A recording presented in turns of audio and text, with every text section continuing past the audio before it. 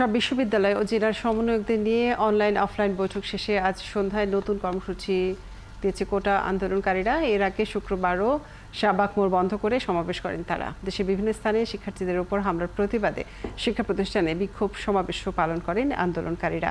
ইশতিয়াক ইমনের রিপোর্ট। এখন জন্ম সনদ দিয়ে খোলো বিকাশ স্টুডেন্ট অ্যাকাউন্ট। নিজের বিকাশ নিজে কর। বৃহস্পতিবার দেশের বিভিন্ন স্থানে কোটা সংস্কারের আন্দোলনে হামলার প্রতিবাদে বিক্ষোভ সমাবেশ।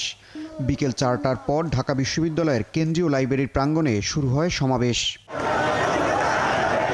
বৃহস্পতিবার সকল শিক্ষা প্রতিষ্ঠানে বিক্ষোভ কর্মসূচির ঘোষণা দেয়া হলেও বরাবরের মতো শাহবাগ মোড় দখলে নেয় আন্দোলনকারীরা। এ সময় শাহবাগে পুলিশের ব্যাপক উপস্থিতি ছিল, তবে আজ পুলিশের বাধা ভাঙার কোনো চেষ্টাই করেনি শিক্ষার্থীরা।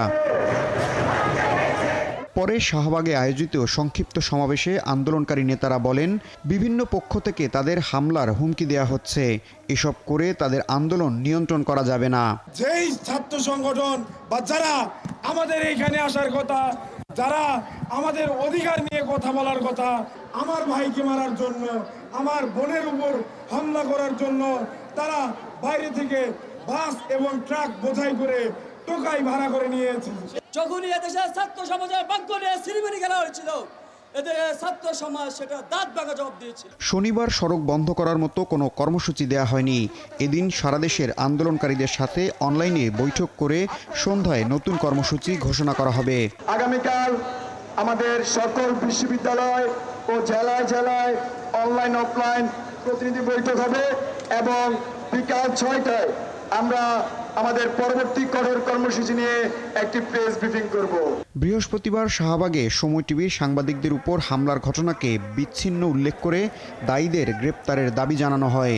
আমাদের আন্দোলনকে প্রশ্নবিদ্ধ করতে আমাদের সাংবাদিক বন্ধুর উপর হামলা করেছে, আমরা চাই তাদেরকে বিচারের আওতায় আনা হোক। এদিকে তেজগাঁয়ে পলিটেকনিক ইনস্টিটিউটের সামনে বিক্ষোভ সমাবেশ করে শিক্ষার্থীরা। আমাদের দাবি হলো মেধার ভিত্তিতে বাংলাদেশ নেক্সট বাংলাদেশ গঠিত। এটা একটা বৈষম্য, এই বৈষম্য দিয়ে কোনোদিন আমাদের স্বপ্নের সোনার বাংলাদেশ গড়া যাবে না। রোববার থেকে দেশব্যাপী বাংলা ব্লকেডের মতো বড় কর্মসূচি আসতে পারে বলেও আভাস দিয়েছেন আন্দোলনকারীরা।